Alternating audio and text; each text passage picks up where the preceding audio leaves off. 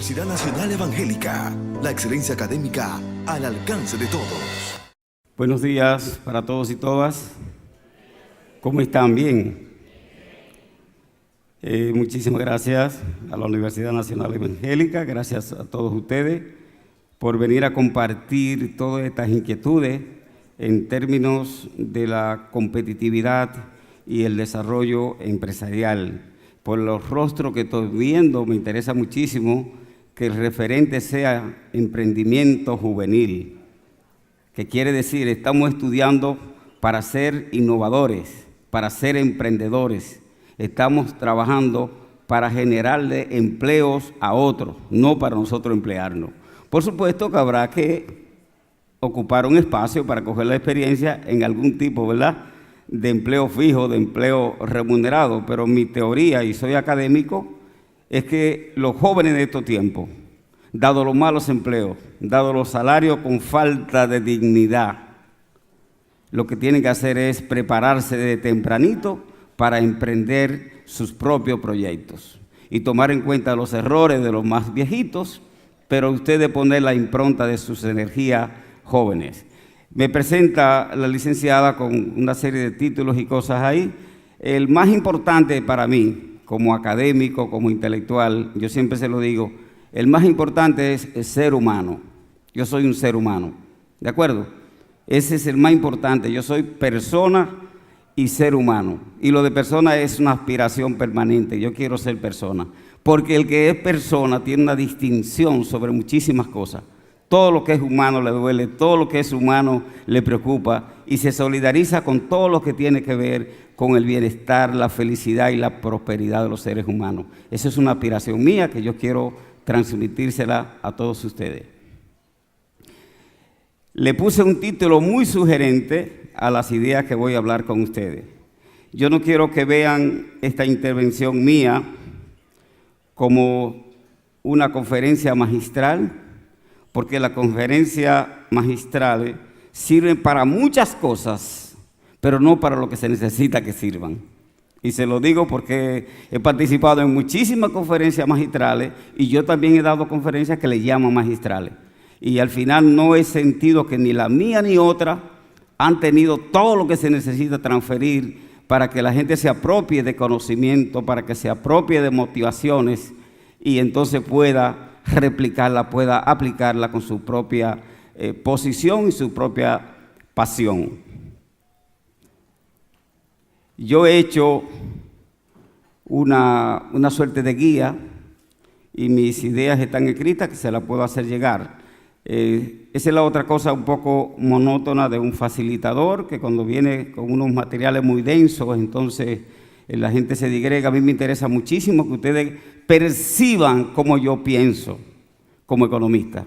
Yo he sido presidente del Colegio Dominicano de Economistas y presidente de la Federación Dominicana de Organizaciones Profesionales, y la única honra que tengo de eso, ninguna comparancia ni privancia, nada de eso, es sencillamente que acumulé una experiencia en lo que tiene que ver con la parte psicoemocional y psicoeconómica de los profesionales dominicanos. Entonces, esa vivencia a mí me ayuda muchísimo a transferirle lo que yo he vivido, dónde me ha ido bien y dónde no me ha ido tan mal, ¿verdad? No me ha ido mal, porque al que le va mal ya se fuñó. No me ha ido tan bien, que es una media entre lo mal y lo bueno. Miren, yo quiero empezar diciéndoles algunas cosas de la sociedad de hoy. Y los rostros que veo aquí son de la generación millennial, de la millennial. Esa es la generación que nació en la época de la tecnología, en la época de la cibernética, de la robótica, de la nanotecnología, que es la pretensión en cierta medida a través de la robótica de sustituirnos a los seres humanos, cosas que ni han podido ni van a poder, porque los robots ni se enamoran, ni se organizan, ni hacen huelga, ni consumen con el salario. Entonces no nos van a poder sustituir la robótica nosotros de ninguna manera. Japón fue el que más avanzó en ese asunto de la robótica y tuvieron que legislar porque producían mucho dinero, pero entonces no había quien consumiera, mucha tecnología. ¿Y quién consume? y los robots fritos ahí moviéndose, parecido a Jessy como estaba esta mañana. ¿Ustedes vieron lo dinámico que es ese hermano mío? Ese es un hermano mío de colombiano dominicano. Nosotros, la familia mía lo asumió como dominicano. Me ha aportado muchísimo y yo humildemente también le he aportado a él. Miren lo que dice este personaje: la sociedad del cansancio, camino a la sociedad del aburrimiento. Este es un filósofo y ensayista surcoreano que está revolucionando el comportamiento humano en estos momentos, no solamente desde el punto de vista económico, sino desde todos los puntos de vista.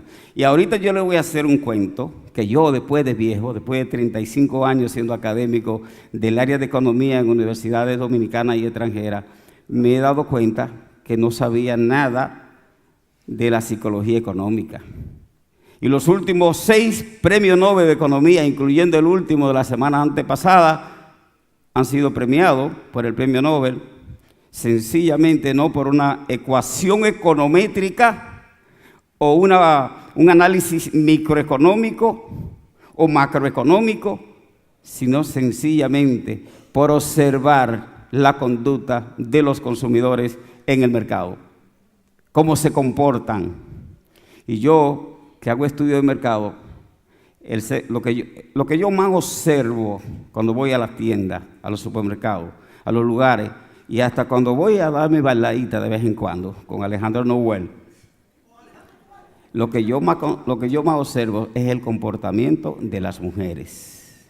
Más de la mitad de la población mundial y más de la otra mitad. Pero que cada vez que yo compro una media, ya mi esposa y mis hijas han comprado 7 u 8. ¿Verdad? Una parte sale de mi bolsillo y otra parte de su propia gestión, que hay que hacerla en estos tiempos en familia. Entonces, este señor lo que está planteando en estos momentos es que la sociedad asiática, dice él, pero que ya se está globalizando este concepto, vive en una suerte de cansancio. Y anoche, en la magistrada apertura del Congreso, yo tuve una humilde intervención y le di el dato de una investigación reciente. Y por aquí que quiero comenzar. Esa investigación establece sobre la conducta de los dominicanos que el 78% de los dominicanos que no están en este salón, por supuesto, 78% están deprimidos. 78%. Yo no veo cara deprimida en este salón. Y yo le pedí que me sacaran de ahí. Porque no voy a permitir que me metan en el mundo de los deprimidos, porque eso va a implicar que no voy a poder asumir los retos que la vida me va a estar planteando. ¿Se entiende? Pero eso es preocupante, porque una nación con una población deprimida tiene un serio problema. Yo me dedicaría primero a resolver ese problema de la depresión humana y luego, para yo decir, competitividad, desarrollo sostenible, es todo lo que implica un reposicionamiento de esta nación y de esta pequeña economía. Entonces, el autor de este libro, que se los recomiendo, es Byung-Chul Han, surcoreano.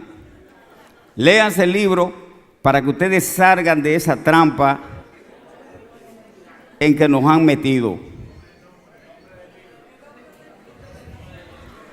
El libro se llama La sociedad del cansancio. Entonces dice, hacia una sociedad del aburrimiento. Es decir, el cansancio conlleva obviamente a que una buena franja de la población mundial se sienta aburrida, no se sienta motivada. Y sin motivación no es posible emprender. Sin motivación no es posible innovar.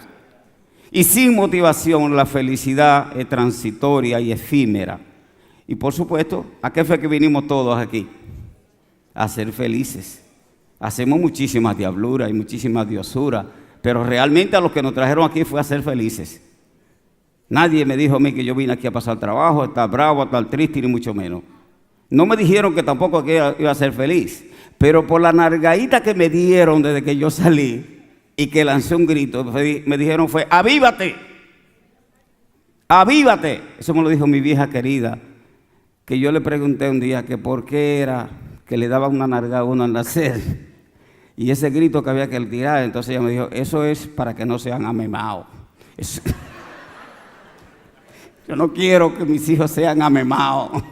Y después escuché a una amiga de Alejandro y mía que le dijo a los empresarios, es que ustedes están amemados, avívense. Y me recordé de mi viejita con la famosa nalga, que seguro casi todos se la dieron, esa nalgadita, al nacer.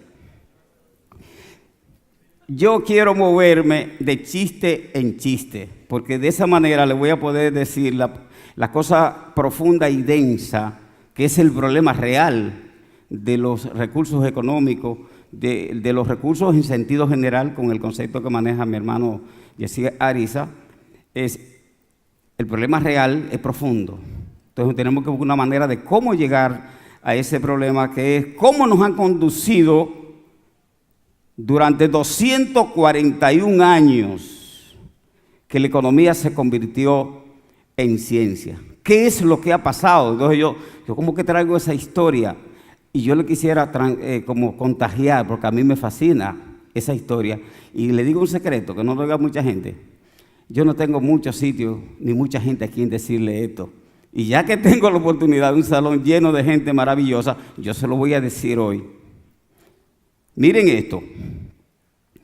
Richard Thaler, Premio Nobel de Economía 2017, 72 años, investigando, estudiando, dando conferencias, pero nadie le había tomado en cuenta realmente los planteamientos de él. Y una de sus frases célebres en lo que es la economía o la psicología económica es esa que ustedes están viendo ahí. Mientras todos nosotros estamos preocupados y deprimidos, el mercado duerme tranquilo. Repito, mientras todos estamos intranquilos, preocupados, deprimidos, el que nos deprime, que es el mercado, hace así, desde que le llegó la hora, dormido, sin preocupación, que se preocupe el otro, dice el mercado. Ojalá yo que pudiéramos entre todos construir una corriente emocional, una corriente de conducta socioeconómica, cultural, política y tecnológica, que sea el mercado el que tenga que preocuparse y no nosotros. Pero por supuesto, anoche dábamos las estadísticas aquí de que en un país donde la canasta básica tiene un precio de 30,000 pesos y el salario mínimo son 10,925 pesos promedio, ahí hay una brecha. Y esa brecha hay que resolverla. ¿Cómo la vamos a resolver? Yo se lo dejo de tarea y estoy en la disposición de acompañar a todo el que quiera que trabajemos eso en conjunto para resolver ese problema. En mi manera de ver la cosa, el emprendimiento va a ser la salida a ese problema. Si bien el mercado está viendo el emprendimiento, lo está viendo como una manera de resolver el problema del desempleo, el que hace emprendimiento para conseguir un empleo fracasa el mismo día que comienza, mi experiencia. Y trabajo con cientos y miles de emprendedores en el país y la experiencia que tengo es que el que inicia un emprendimiento por necesidad pierde por obligación, palabra de Alejandro Noel Cabrera, que él dice que es descendiente de Monseñor Noel. Yo creo que sí, que se parecen un poquito. Párate, Alejandro. ¿Dónde está Alejandro? Mire, señores, ese es uno de los empresarios de Santiago que ha dedicado años, décadas, a trabajar por las MIPYME, a dejar su empresa sola para trabajar el fortalecimiento. Y no es él solo, aquí hay decenas de empresarios de esa categoría. Y yo, teniendo la oportunidad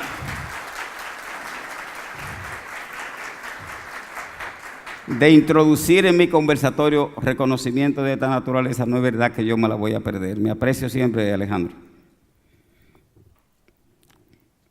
Yo llegaré a la economía, porque a eso fue que yo vine. Lo sugerente del tema mío, la economía dominicana en el marco de la incertidumbre global. Y ustedes dirán, ¿y es que estamos en incertidumbre? No sabemos para dónde vamos, no sabemos lo que vamos a hacer. Esa es la motivación que me toca a mí hacerle en esta hermosa mañana. Y yo sé tocar guitarra, pero me hubiese encantado tener una voz melodiosa para yo traer mi guitarra y haberle hecho un par de canciones a mitad de la conferencia, de suerte que así nos hubiésemos puesto a brincar y nadie se me aburre durante que estoy conversando de temas económicos. Ustedes saben la mala fama que tenemos los economistas con la diversidad de posiciones, todo eso. Entonces yo a veces lo que hago es que me presento como psicólogo y la otra vez como economista y hago una media para yo entonces caerle bien a la gente y que la gente oiga lo que yo le quiero decir. Este señor, lo que se está haciendo hoy en el mundo, en el planeta Tierra, en términos económicos, fue lo que este señor dijo. Y específicamente lo dijo hace 241 años. El inglés escocés, Adam Smith. Adam Smith. A todos lo han oído mencionar porque todo el que va a la universidad y da materias le introducen el personaje este. Este es el padre de la economía clásica y escribió un libro hace 241 años que se llama Investigación sobre la naturaleza y causa de la riqueza de las naciones. En 1776, sobre la ventaja absoluta y la mano invisible. Dos cosas.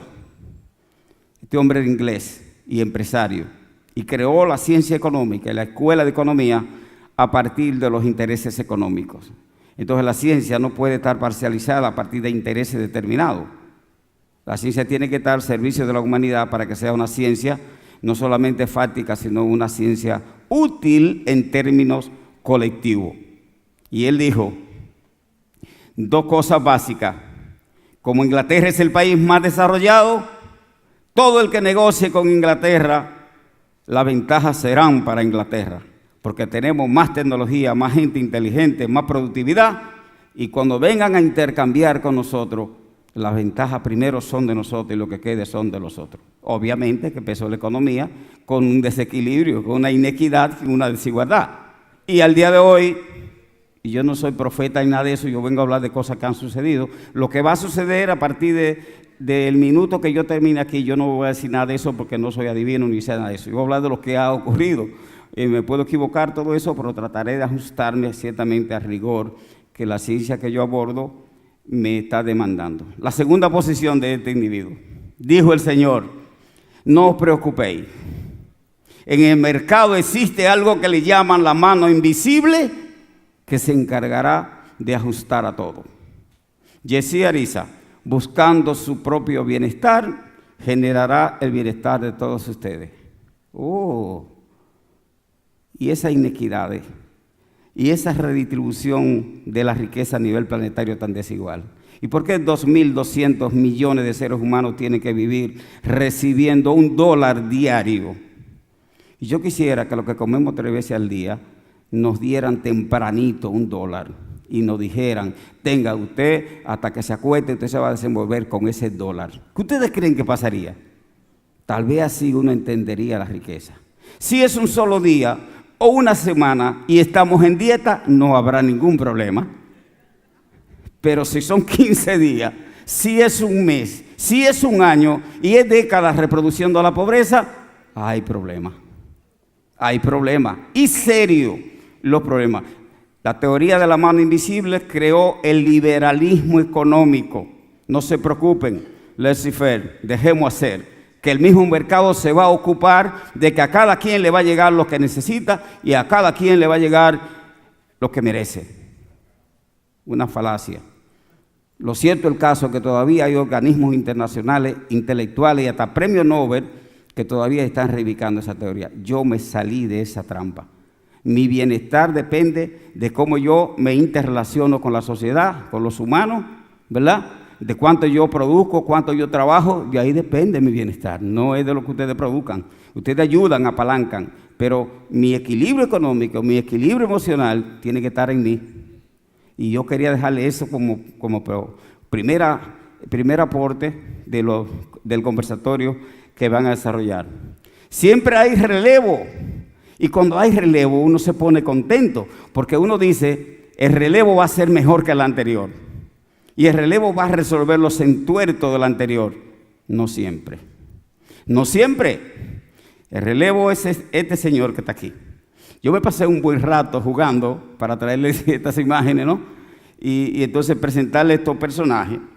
Este fue el continuador, David Ricardo, 1772-1823, el empalacador del liberalismo económico. Y lo que hoy conocen como monetarismo o neoliberalismo viene del pensamiento de estos dos hombres que creían que el mercado era Dios, el endiosamiento del mercado. El mercado se va a encargar de resolver todo. Y por eso yo comencé planteándole el problema de la sociedad del cansancio, para relacionar el asunto de esta teoría del mercado con lo que está planteando la teoría del cansancio y la sociedad del aburrimiento.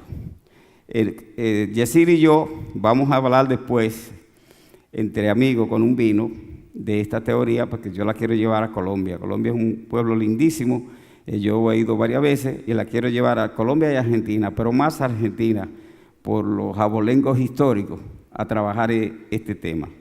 Este hombre resolvió el problema de la ventaja absoluta y del individualismo. Inglaterra no se podía articular al mercado mundial y él dijo, las ventajas deben ser comparativas. Muy bien, Inglaterra tiene tecnología para producir pieles, para producir cosas suntuosas de mucha calidad, pero entonces la temperatura no permite producir uva.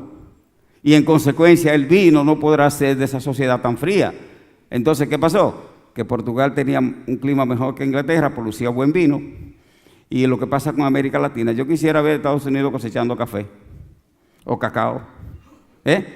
Entonces este señor dijo, no, la ventaja tiene que ser comparativa, que ya está desfasado también. Por suerte que en el caso de este señor aparecieron la ventaja competitiva y aparecieron otro tipo de teorías sobre él. Pero este fue el continuador del liberalismo económico. Oiga, yo estoy hablando de 241 años.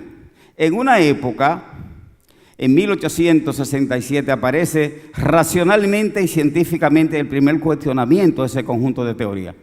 Y este es un personaje que todo el mundo lo hemos oído mencionar, ¿verdad? Que ahora mismo su pensamiento está en crisis, pero a mi manera de ver, el sacrificio que ese ser humano hizo y la capacidad que tuvo para desprenderse de lo personal, de lo propio y del ego, para andar por el mundo pregonando ideas, eso no se lo puede conocer nadie. Y en las bibliotecas de los capitalistas más inteligentes del mundo está su obra, El Capital entre tomos. Es decir, él criticó el capitalismo, pero yo aquí en Santiago he ido a la casa de 4 o 5 de los empresarios, incluyendo a Popi Bermúdez, que Dios lo tenga en gloria. Y en la biblioteca de ellos están los 3 tomos del Capital, que fue la obra cumbre de Carlos Marx, criticando esa posición que tenían los clásicos, y le llamaron crítica a la economía política burguesa de la escuela clásica inglesa de Adam Smith y David Ricardo. Esto es historia económica, pero entonces el que no conoce el pasado está condenado a repetir los errores.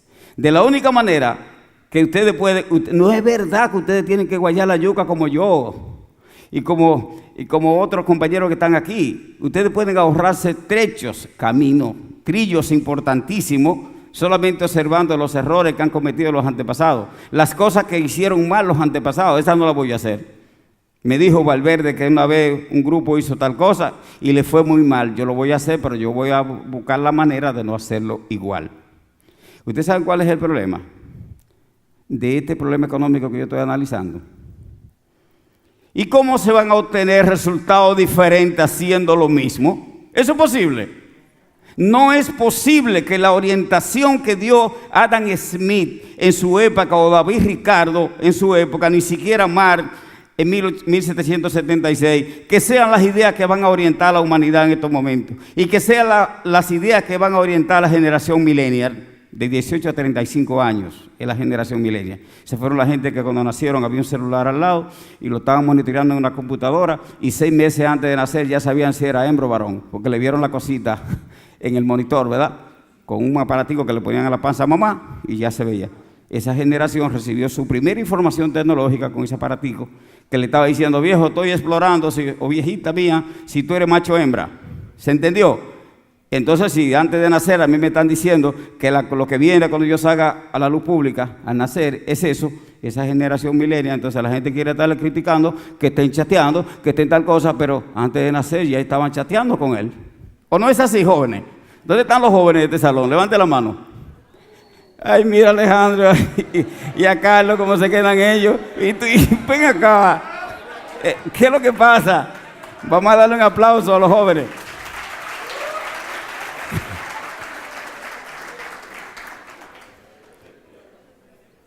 El libro El Capital es un libro denso, pero ahí está la crítica a todo eso, y el que quiera buscar información es muy denso, muy aburrido. Yo tuve que leerlo porque estudié economía y hice especialidad en economía política, y sinceramente que una de las cosas más aburridas de mi vida es tener que leerme 3 libros que tienen entre los 3 11.716 páginas, entre los 3.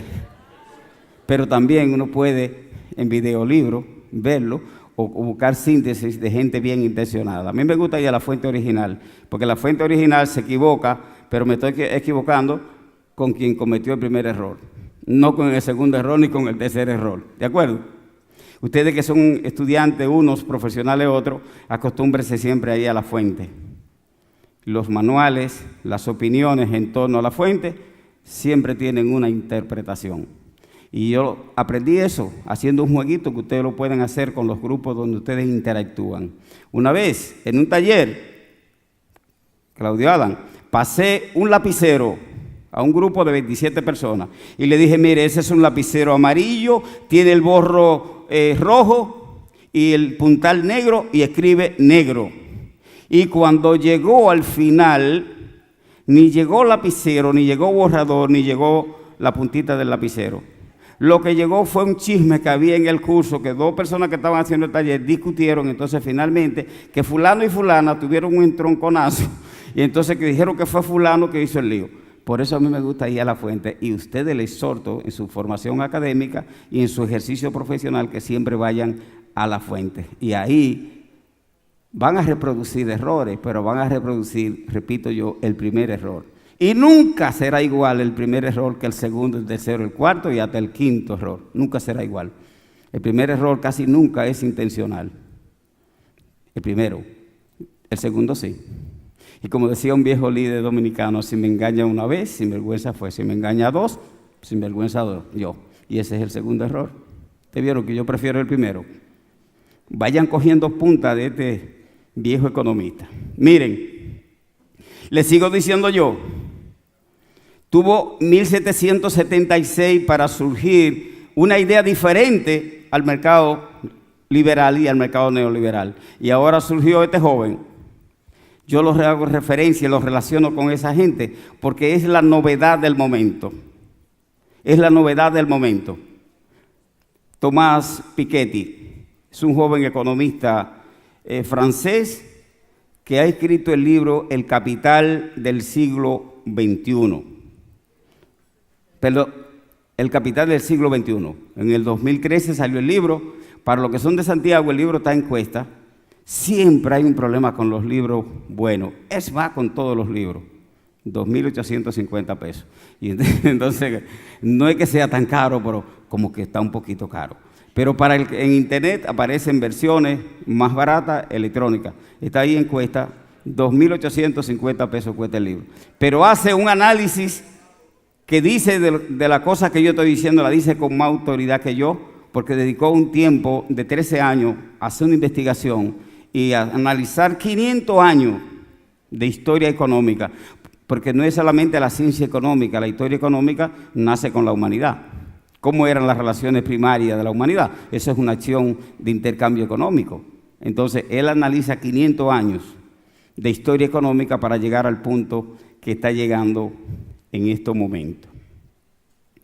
Miren, el contexto económico mundial, porque ya yo le hice el cuento de la historia, y yo insisto, no vamos a tener una economía mundial ni una economía nacional en una distribución equitativa de los recursos. No vamos a tener un sistema económico identificado con el desarrollo sostenible y la responsabilidad social hasta que no cambiemos el modelo. Porque si seguimos haciendo lo mismo y decimos que el mercado se encargue de todo esto, el mercado exige reducción de costos. No me invierta en eso porque eso me incrementa el costo. No me invierta en bienestar para los trabajadores porque eso me incrementa el costo de nómina y el costo social. Y yo necesito reducir costos para poder competir. Entonces, reduciendo costos, no le creo la calidad de vida a la gente, no le creo las condiciones emocionales y técnicas a recursos humanos y la competencia que debe tener en la teoría de Ariza, y entonces el recurso humano se queda siendo recursos humanos, no un talento humano que me transforme la realidad del proceso productivo de la empresa, del mercado y todo el relacionamiento de la sociedad. Yo no voy a hablar de política, pero sí quiero, jóvenes, decirles una cosa a ustedes. No hay manera de que un economista haga un análisis económico sin tomar en cuenta el escenario político. Porque lo que diferencia, lo que separa la economía de la política es una hebra de hilo, con la diferencia de que es transparente. ¿Entendieron? Una hebra de hilo blanca, azul, negro, de cualquier color se ve. Pero la hebrita de hilo que separa la economía de la política es como un nylon transparente. Y cuando tú lo estás viendo aquí allá, no, pero no hay diferencia, no veo qué es lo que lo separa. Entonces, necesariamente el análisis económico, el discurso económico va vinculado a una interpretación de los acontecimientos políticos.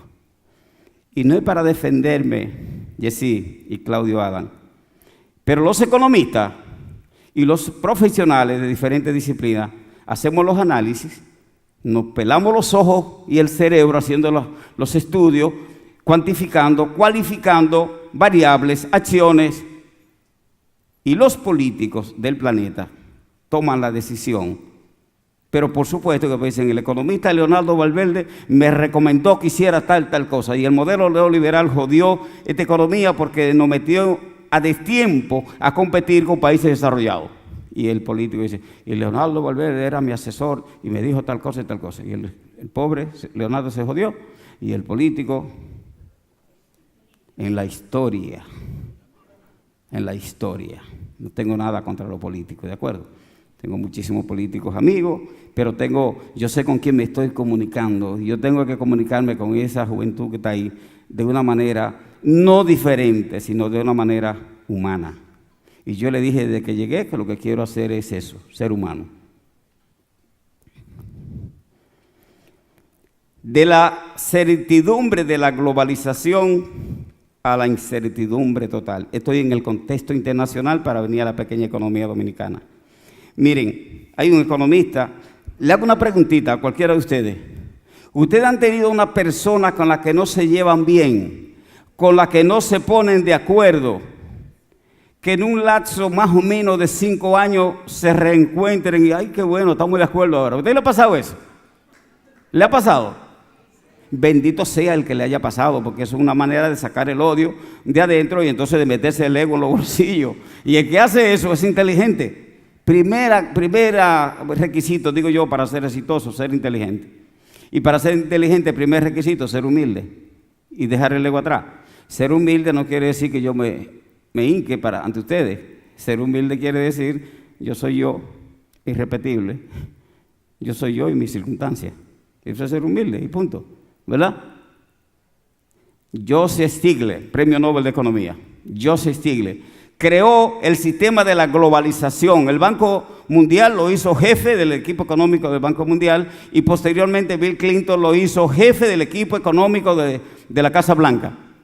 Y el tipo dijo, le dieron el mandato, rediseñe la economía mundial para que hubiera una liberalización mundial de la economía sin cortapisas.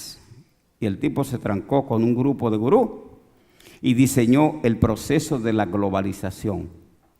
Yo estaba en contra de ese proceso, pero no en contra per se, sino yo estaba en contra de que debía ser una globalización que tomara en cuenta lo más importante, que es el ser humano, que tomara en cuenta a la sociedad, a los trabajadores, los empresarios, que tomara en cuenta a la gente, y no que tuviera en cuenta los intereses de las grandes corporaciones transnacionales, porque eso es lo que iba a hacer era un embudo, lo ancho para las transnacionales y lo estrecho para uno.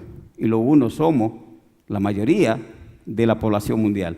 Entonces Joseph Stiglitz hizo ese esquema y dijo, las mercancías tendrán derecho a circular libremente de frontera en frontera.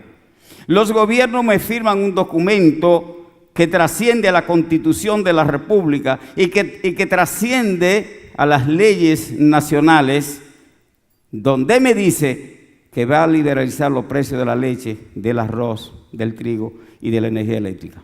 Liberalizarlo quiere decir el que vende la mercancía va a poner el precio.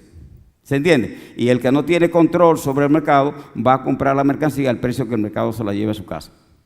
Entonces, dijo, en segundo lugar, no me le van a poner impuesto a ninguna mercancía que entre a ninguno de los países, incluida la República Dominicana.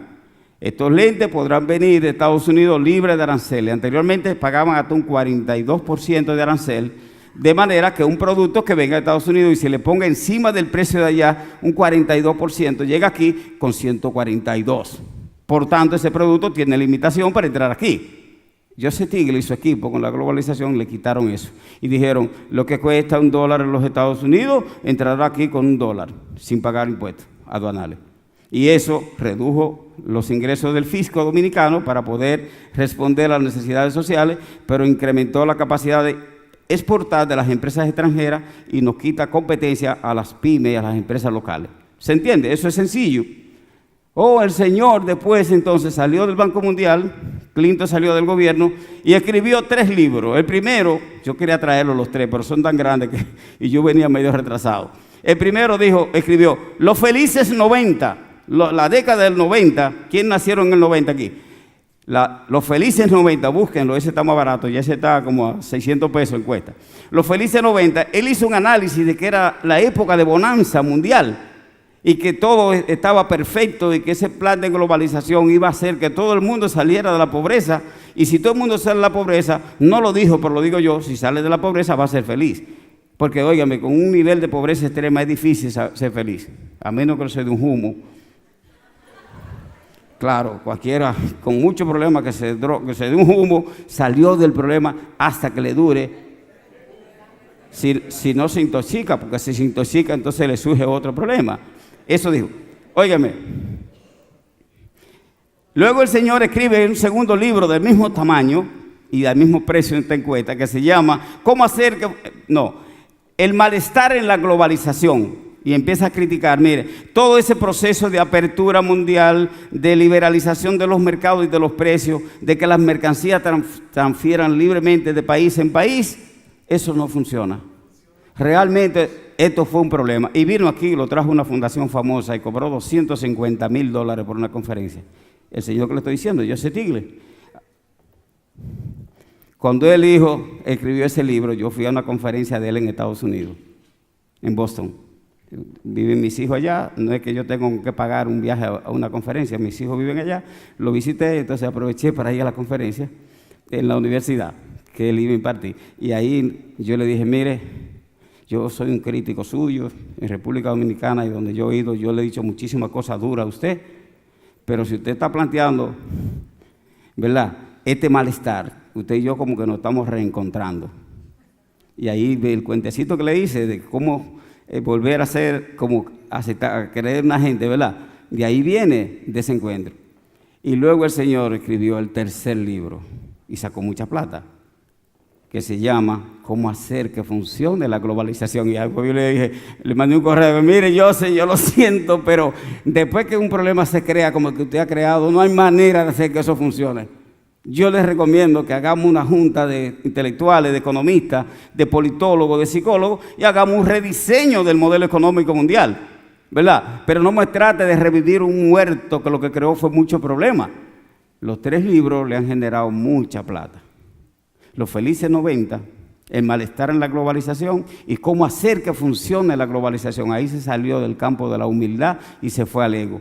Difícilmente un intelectual pueda tener la varita mágica para resolver el problema de la humanidad. Y uno de los problemas de la humanidad es la apertura de ese mercado del tamaño que se ha abierto en esta coyuntura. Óigame, si a usted no le interesa todo lo que le estoy diciendo, tengo la templanza de oírlo y decirle, ya está bien, ya no diga más cosas, ¿verdad? Pero me lo puede decir en mi cara, porque yo sí creo que estas son cosas muy importantes que ustedes las sepan, de verdad. Pero si están aburridos me lo dicen, entonces yo le hago un chistecito y los chistes míos son pesados. Así que mejor que yo siga hablando y no que yo le haga un chiste, porque eso es Alejandro Noel que se atreve en televisión a hacer un chiste. Miren, la crisis histórica, eso que ustedes están viendo ahí es una indefinición de la incertidumbre. Pasamos de una certidumbre que planteaba el proceso de la globalización a una incertidumbre total. ¿Qué es lo que va a pasar? Y anteriormente la gente se atrevía tanto a planificar que decía, en el 2018 va a suceder tal cosa. Y me dice, en el 2018, en vez de 5.6 que va a crecer la economía dominicana, en el 2017 va a ser bajar un poquito y va a ser de 4. ¿Cuánto, Alejandro? 4.6. Vamos a perder un punto en el crecimiento económico. Son atrevidos, porque ni se imaginan que iba a venir María ni Irma en el 2017. No se lo imaginaron. Pero tampoco saben de los 217 fenómenos que se van a presentar en el 2018, si a algunos se les antoja coger para acá. Dios quiera que se vayan para donde le dé su gana, menos para acá. Y que no pase por tierra, que se vayan para el mar, que eso es espacio, ¿verdad? Ahí sí surgen, porque ahí se queden para allá. Entonces nadie puede predecir lo que va a pasar. Esa incertidumbre se expresa en los mercados internacionales. Esa crisis del 2008, en términos financieros, que quebraron, los bancos más grandes de Estados Unidos quebraron. Y lo salvaron con el dinero de la población mundial. JP Morgan quebró, las aseguradoras y las reaseguradoras más grandes, las empresas inmobiliarias quebraron, los bancos quebraron, y el Fondo de la Reserva Federal le dio plata para salvarlo. Le dio el dinero para salvarlo. Primero, ahí van esos 25,000 millones de dólares para que tú más o menos armonices y tengas flujo de caja y que no te presionen los ahorrantes. Tercero, los seguros que están vencidos, ahí van esos 55,000 millones, es casi el Producto Interno Bruto del país de un año, para que tú reestructures tu economía. Yo quisiera saber a qué pyme de este país le dan $1,000,000 y le digan, mire, ese $1,000,000 sin costo, para que usted, ¿verdad?, mejore las condiciones de vida de sus trabajadores, para que usted renueve el parque de maquinaria. Yo quisiera saber a quién. Yo quisiera saber a qué universidad le dice, mire, aquí está este presupuesto para que usted haga investigación y desarrollo, para que entonces hagamos innovación y emprendimiento. Aquí están estos 50 millones de pesos, crea ese fondo, junte 10 talentos, inviértalo en ellos, esos 10 talentos que me traen a final de año un producto que yo lo pueda aportar a la sociedad a través de la universidad. No hay manera. Con el perdón de las autoridades, lo que hacen las universidades es que le incrementan a ustedes la matrícula, nos siguen pagando los salarios bajos a nosotros los profesores, y entonces de ahí sale con que se va a mejorar la calidad de las universidades. Que no me oyeron, estoy supuesto que no me oyeron.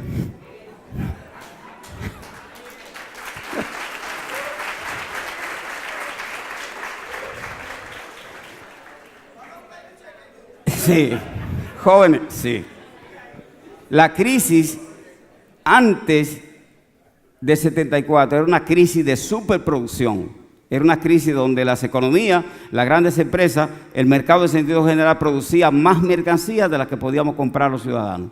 Y había una crisis de superproducción y los precios tendían a bajar y había crisis de pérdida para las empresas, despido de los trabajadores. Eso a partir del 1974 cambió. La crisis dejó de ser de producción. Hay un economista norteamericano que ya sí conoce, no sé cuántos economistas más hay aquí, que se llama, ¿cómo que se llama? Ese economista norteamericano lo que planteó fue el profesor Rostow, las etapas del desarrollo, que el mercado nos puso a consumir a la sociedad de pobres como si fuéramos ricas. Y ahí fue que empezaron los tarjetavientes, los celulares a masificarlo, etcétera, etcétera, y nos pusieron a consumir. Consuma ahora y pague después. Aquí no está pasando a todos los que estamos aquí, estamos en eso ahora mismo. Estamos consumiendo ahora para pagar a final de mes. Y cuando no haya final de mes, entonces pagamos el otro mes, y pagamos 3 meses, y pagamos mora, y cuando viene a ver con diciembre, tan merecido salario 14, van a dar 14, tan merecido el salario 14, el 13 que están dando, entonces lo tenemos que involucrar en resolver el problema de consumo ahora y pague después, porque nos brincaron 3 etapas del desarrollo que planteaba el profesor Rostow, y él lo dijo. El país que no es desarrollado introduce la teoría del consumo en masa, termina pagando la consecuencia. Es una sociedad que va a la depresión. Y él no sabía que iba a pasar que en República Dominicana 78% estuvieran deprimidos. Yo quisiera salir a buscar una parte de esos deprimidos, preguntarle, óigame usted, ¿qué es lo que pasa? ¿Qué fue lo que le pasó? La novia lo votó, que el marido está de sinvergüenza por ahí. ¿Qué fue lo que pasó? Y estoy segurito que la mayoría va a decir, oye viejo, la tarjeta de crédito tiene 2 meses. Oye viejo, la factura eléctrica me subió un 27%. Oye viejo, ahí vinieron a suspenderme el agua. Oye viejo, ahí viene el día 3 y el día 6 tengo que hacer la declaración de toda esta... Oye viejo, Gracias, Señor, ya yo sé por qué la depresión. No tiene que ir al médico. No tiene que ir al médico para saber, y vayan al psicólogo. Los psicólogos viven de esa distorsión de la conducta, ¿verdad? Pero no hay que ser adivino para entender por qué una gran parte de la humanidad está en un estado que los psicólogos le están llamando de depresión. No le hagan caso a los psicólogos, porque no conozco el primero que te dice gratuitamente, mira, tú lo que tienes que hacer es esto y esto y esto, ve para mi consultorio 3 veces que yo te voy a ayudar. No, están deprimidos, pero por supuesto que la consulta, el seguro nada más cubre 500 pesos y tú tienes que pagar 1.500 por encima, porque los asuntos psicológicos y odontológicos, eso no es un asunto de salud, por tanto yo no tengo que pagarlo del seguro. Le está pasando a muchos de ustedes eso, y yo lo sé perfectamente, y por eso a la gente decía Yesir anoche en su intervención en el panel, que a la gente le gusta que le digan lo que quiere escuchar. Y eso es una navaja de doble filo. A la gente hay que decirle lo que no quiere escuchar. Porque lo que la gente no quiere escuchar es que está el problema y la solución al problema. Y ustedes que van a ser consultores mañana, y algunos ya lo son, acostúmbrense a eso. A no lamberle saco ni a los empresarios ni a nadie. Su intelecto, su capacidad, ya puedo hablar en público, era para decir lo anterior por respeto, ¿verdad? Es lo que prima. Y ustedes mismos se van a sentir bien si ustedes le dicen la verdad a quien usted está asesorando. Ustedes primero. Y si él se pone bravo, no se preocupen, que lo que más hay es empresarios con problemas, empresas con problemas y gente con problemas. Usted lo que tiene que saber es qué tamaño es su nicho de mercado. Yo le digo a Alejandro y a Nelson Lee, que están ahí mis amigos, yo le digo, y a Grullón, que está por aquí, menciono eso porque son los que me relaciono permanentemente. Si a mí me sacan del trabajo que tengo, voy a empezar a producir 4 o 5 veces lo que yo gano, porque yo sé los problemas que tienen. Y yo le voy a decir, oye viejo, te voy a resolver el problema que tú tienes en un mes, y me paga al segundo mes. ¿A quién de ustedes que tenga un problema le digan, te lo voy a resolver el primer mes, pero tú me lo vas a pagar al segundo mes después que tú pruebes que el problema está resuelto? ¿Todo el mundo pagaría por eso? Pero lo primero que yo voy a hacer, algunos me van a echar. Yo voy a decir, oiga viejo, usted no funciona porque usted sigue haciendo lo mismo que hacía 50 años. Oiga viejo, este mercado cambió y usted quiere seguir haciendo lo mismo. Y el guandul, usted quiere poner una fábrica de guandul para usted ponerle guandul Noel. Cuando todos los supermercados, la grande cadena, ya lo que están mandando a la compañía, tú me mandas mi guandul con mi nombre de tu fábrica. ¿Y qué azúcar produce un supermercado de esto? No producen azúcar, y te va azúcar tal cosa, guandul tal cosa, frijoles tal cosa, tuna tal cosa. ¿Cómo se llama la cosita española? Saladita. No, las otras laguitas que parecen arenque. Las anchoas tal cosa, que no la producen aquí y la están de fuera se la están trayendo empacada. Entonces, es una señal de mercado que nosotros tenemos que tomar en cuenta para ver de qué tamaño es nuestro nicho de mercado. No es lo que ustedes quieran que van a vender. Ustedes van a vender si descubren qué es lo que la gente quiere. ¿Verdad que sí? Y el champú, usted le puede decir todas las cualidades del champú, pero cuando la gente se lave la cabeza y note la diferencia de cómo se la lavó la vez anterior, dice, ay mamacita, por fin encontré el que yo quiero. Aunque sea un poquito más caro, pero encontré el que yo quiero. Yo quiero que me controlen el tiempo, porque yo tengo que ceñirme al tiempo que me dieron. Entonces ya la crisis no es de superproducción. Ahora la crisis es de especulación de mercado. Y los mercados a futuro. ¿Ustedes saben qué está pasando? Que es que los productos más consumidos a nivel mundial, menciono el café, el arroz, la avena, el trigo, y menciono el petróleo, los más consumidos por la humanidad, el maíz también. Lo que se va a consumir en marzo ya está vendido. ¿Se entendió? Y no lo están comprando quienes nos lo van a vender a nosotros, lo están comprando en las bolsas de valores de Wall Street, de Frankfurt en Alemania o de Tokio, ahí las 3 bolsas más grandes del mundo, ahí están comprando en papeles lo que se va a producir en febrero y marzo. Y no es al supermercado que nos lo va a vender a nosotros. Cuando van a comprar esas mercancías que ya están vendidas al mercado futuro, óigame, yo la compré a 20, pero yo vendo a 35. ¿Entendieron? Entonces esto es una nueva crisis especulativa que tiene la economía mundial, y esa crisis salió de las corporaciones a las empresas, de la empresa a la estructura política de alto nivel, y entonces de alto nivel de la política ya está viniendo al bajo nivel de los países en vía de desarrollo, de los países pobres. Yo estoy hablando de los centros hegemónicos del capitalismo a nivel mundial. Yo estoy hablando de Estados Unidos y estoy hablando de Europa. No voy a hablar de Asia porque Asia tiene un comportamiento totalmente distinto de la geopolítica mundial al tipo de geopolítica que hace Europa o al tipo de geopolítica que hace Estados Unidos, que son geopolíticas de control e imposición. Los asiáticos creen más en el mercado. Te mando mercancía, compito, te copio tu tecnología y la mando a vender más barata. Y el iPhone 7, 8 te lo hacen en China, y si vale 55,000 pesos aquí, no sé cuánto cuesta, allá te lo mandan a vender por $200. Que son 9,000 pesos, ¿verdad? Más o menos 9,000 pesos. La diferencia es de 55,000, 9,000, y a menos que la gente no se acerque a ver el celular, no se da cuenta que es una copia. No tendrá la misma calidad, las mismas funciones, pero sí el efecto demostrativo. Ahora la gente lo que está es en el efecto, es la apertura. En la época del destape, no hay una mujer que quiera andar con pantalones y que ancho, y lo cómodo que son, todo el mundo quiere andar en tubito. En tubito, eso es lo que va. Y todo el mundo quiere andar, es el destape, y las redes sociales. Mi esposa quiere criticar a nuestras hijas, que son 2 adolescentes, y ahora viejas, son millennials. Es que tú eres muy liberal, son millennials. Entonces la gente quiere enseñarse ahora, la gente quiere mostrarse.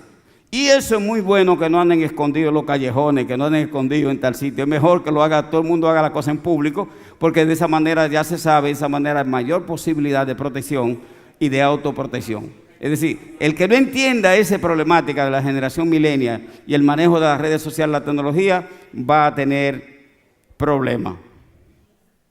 La economía dominicana, lo que nos compete en sí. Lo que pasa es que lo que está pasando aquí ahora es lo que tenemos que analizar. Sin eso que yo le hablé a ustedes, no hay manera de entenderlo, porque ya ustedes van a entender, bueno, es que si nosotros estamos interconectados con toda esa crisis que está pasando a nivel mundial, ¿y cómo es que nosotros entonces vamos a estar bien? ¿Cómo es que vamos a estar diferenciados? No hay manera de separarse, porque estamos en una aldea global, estamos en una economía interdependiente, que Joseph Stiglitz le llama la globalización, y que yo le llamo humildemente en Santiago la internacionalización de la economía. Son dos conceptos diferentes. En la internacionalización de la economía participamos todos, porque somos parte de ese mapa. En la globalización participan los que la controlan. Son dos conceptos totalmente diferentes que tenemos que interiorizar. En 1983, wow, me aceleré, yo me emocioné bastante, ¿no? Y no es para menos. En 1983 se inicia en la República Dominicana una reestructuración en un programa de ajuste macroeconómico con el Fondo Monetario Internacional. De 1983 para acá, que ya hacen 34 años, todo lo que se ha hecho es lo mismo, lo mismo. No ha habido un cambio sustantivo en el modelo económico, no ha habido un cambio sustantivo en las relaciones de producción, no ha habido un cambio sustantivo en lo que significa la relación de esta pequeña economía local con la economía internacional, sino que ha sido una tendencia de que anteriormente el Fondo Monetario, antes de salir de aquí, dejó establecido, mire, ese es el papelito, me voy, pero síganlo haciendo. Y el presidente Medina tuvo la visión de que saldó la deuda el año pasado, saldó los 950 millones de dólares que quedaban con el Fondo Monetario, y ellos dijeron una condición: sí, aceptamos que nos paguen los 950 millones, con la condición de que nos dejen una oficina en el Banco Central para nosotros venir a monitorear. El capítulo 4 de los acuerdos del Fondo Monetario Internacional establece que los países signatarios tienen que dejar que ellos vengan a ver lo que está pasando. Es distinto venir a ver lo que está pasando que venir a decir lo que va a pasar. Y para la República Dominicana esa ha sido una gran suerte. Lo que yo estoy reivindicando entonces, con la ayuda de ustedes, es que podamos rediseñar el modelo económico de la República Dominicana. Con el perdón de los que estaban aquí anoche, estos son los números ya está, sintetizados de lo que es el comportamiento de la economía dominicana en estos momentos. Esta guía se la van a pasar a ustedes y yo más adelante les voy a hacer llegar a la universidad una reflexión más trabajada para que se la comparta. El conocimiento no es patrimonio de nadie, el conocimiento es patrimonio de la humanidad.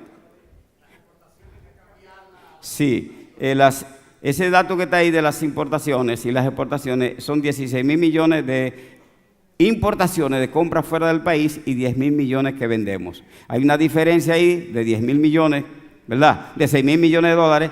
Esos 6.000 millones, después hay una variable donde se resuelve eso, a través de la balanza de pagos, se resuelve. Donde viene, ¿cuánto produce el turismo? Lo sumamos ahí. ¿Cuánto produce Zona Franca? Lo sumamos ahí. ¿Cuánto manda la diáspora? La diáspora, si cuántas de remesa manda la diáspora dominicana, lo sumamos ahí. Entonces al final salimos casi empatados. Pero el cuadro del comercio en sí es totalmente desigual. Son 6.000 millones de dólares que tenemos anualmente abajo respecto a la compra y la venta que hacemos. Eso hay que resolverlo. Y tiene que haber una estrategia para resolverlo. Bueno, para mí, le cogí prestada esta diapositiva, el que estaba poniendo anoche aquí. Para mí este cuadro es clave. Que no sé si va a salir ahí. Ese que está ahí. Ese cuadro es clave. ¿Qué es lo que es la economía dominicana?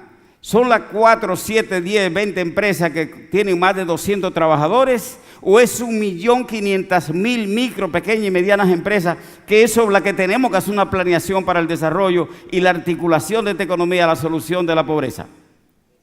Ese es el mapa real de la economía dominicana. Alejandro estaba delante de mí cuando yo le dije al presidente Leonel Fernández en un evento: señor presidente, con un micrófono en la mano, usted es un presidente MIPYME.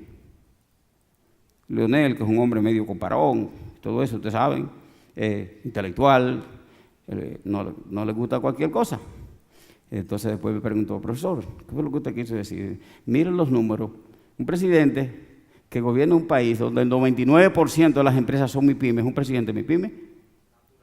Un presidente que sea presidente de un país donde el 57% de todos los trabajadores y trabajadoras están en ese sector de las MIPYME, ¿es un presidente MIPYME? Entonces, ahí es que hay que mirar. Si ese 1.500.000 que producen el 40% del Producto Interno Bruto, la mitad de la riqueza de la nación, y cuando hablo de empleo, tienen más empleo que el gobierno, que tiene 320.000 gente empleada según los datos del MAT, Ministerio de Administración Pública, que tiene más gente que la Zona Franca, que tiene más gente que el turismo y que tiene más gente que el sector minero de República Dominicana. Es decir, juntamos esos 5 sectores poderosos de la economía nacional y hay más gente empleada en las MIPYME que en eso. Cualquier estrategia debe estar basado en la retoma del sector de la micro, pequeña y mediana empresa como una manera de resolver este problema. Mi planteamiento es ese, hacia una estrategia de innovación y competitividad económica inclusiva. Esa es la propuesta que yo hago. Un rediseño del modelo económico de la República Dominicana, y con este rediseño entonces tomar ese mapa empresarial que yo le dije, tomar los 2.5 millones de trabajadores y trabajadoras que son el 57%, tomar el 40% del Producto Interno Bruto de la nación que sale de ese sector, entonces decir, aquí va a haber un rediseño de la economía, un nuevo modelo económico, vamos a crear las condiciones para que ese sector sea rentable, productivo, dinámico y que pueda insertarse en el negocio internacional. Vamos a venderle a 800 millones de socios que tenemos en los acuerdos comerciales, con los CEPA en Unión Europea, con el DR-CASTA en Estados Unidos y con el CARICOM, el Mercado Común del Caribe. 800 millones de gente viven en los países con los que tenemos acuerdos comerciales firmados y hay que ponerse a tono de salir a venderle a esa gente. Aquí solamente tenemos 7 millones de gente en capacidad de comprar. Y en Haití tenemos, que nuestro vecino, 3 millones de gente, 3 millones en capacidad de comprar. Aquí hay 3 millones y pico de gente que no tiene con qué comprar. Es la franja de pobreza, que es un 33%. Y en Haití hay 7 millones y pico de gente que no tiene con qué comprar. Entonces tenemos que romper el cerco. Hay que salirse de aquí a vender la mercancía, ¿verdad que sí? ¿Qué hicieron los otros? Rompieron el cerco. Nos están vendiendo hasta las galletitas, hasta los cacaitos. Usted va a los anaqueles, los supermercados, y la mayor parte de las mercancías que hay en esos supermercados son mercancías de Centroamérica. Déjenme ver, porque ya el tiempo a mí se me agotó. Yo quería plantearle esa estrategia. Para mí, ustedes tienen que preocuparse, los jóvenes, porque hagamos 3 cosas. Por formalizar nuestra conducta, nuestras actitudes y las empresas que podemos lanzar. Formalizarlas, que es una manera sostenible de decir, vamos a hacer nuestras empresas sostenibles. Segundo, que veamos en el mercado, no produzcan ni patelitos si ustedes no saben a quién le van a vender los patelitos. Y el país debe hacer lo mismo. Tengo quien le interese pastelito, entonces produzco patelitos. ¿Cuánto que usted quiere? No voy a producir de que 200 patelitos si usted nada más quiere 100. Yo voy a producir 103 patelitos porque hay un margen de error de 3%. Para si se me dañan 3, ¿verdad? Yo cumplí con la meta de 100, pero no producir 200 porque no sé a quién le voy a vender los otros 100. Tercero, una inclusión financiera. Hay que crear una estructura donde resolvamos este problema de los tarjetavientes. Ustedes saben cuánto le deben los tarjetavientes a los bancos en este país. 389,000 millones de pesos le deben los tarjetavientes. ¿Y usted sabe qué están haciendo los bancos? Con el respeto a los banqueros. Yo tengo que ser considerado para que ustedes respeten mi discurso, ¿verdad? Y mi postura intelectual. Están haciendo los bancos vendiendo la deuda incobrable por un 10%. Y los llaman a ustedes a cualquier hora, que mire, que venga a pagar, que damos, y dieron un 10%. Después que te recuperaron el 10% del pago, todo lo que quede para los cobradores que los bancos están poniendo, porque los bancos no pueden desprestigiarse. Quien le está llamando es una oficina de abogados, que uno nunca sabe dónde está. Entonces, anímense y crean una corriente para que desmonten eso, porque eso le quita la felicidad a la gente. Y el último, el desarrollo empresarial. Si van a estudiar a las universidades 4 años, 5 años, y el dinerito de ponerse bonito en el salón y de ponerse el jean en la zapatilla y en la camisita, se lo vamos a pagar a las universidades, entonces estudiemos inteligentemente, hagámonos emprendedores. Hagámonos emprendedores, pero no nos hagamos emprendedores improvisados. Estudiemos qué es lo que es un emprendimiento con pasión y visión, qué es lo que es un modelo de negocio, cómo yo me inserto realmente al mercado internacional. Entonces ustedes van a ver que hay empleo donde una mujer en su casa con un celular, ni siquiera con computadora, produce más que cualquier profesor universitario de la República Dominicana. Desde su casa conectándose, ¿quién que quiere tal cosa? ¿Quién quiere tal cosa? ¿Quién quiere que Alejandro le resuelva una puerta de su casa? ¿Quién quiere que el fulano le resuelva esto? Con un celular, por favor, están produciendo más dinero que los académicos que se nos están yendo las neuronas. Porque eso sí es verdad que se desgastan por el uso. No es que el cerebro es inagotable como República Dominicana. Y República Dominicana es inagotable, es verdad. Usted sabe lo que son 500 y tantos años sacándole, sin meterle y todavía queda. Y todavía, República Dominicana merece un aplauso de todos nosotros.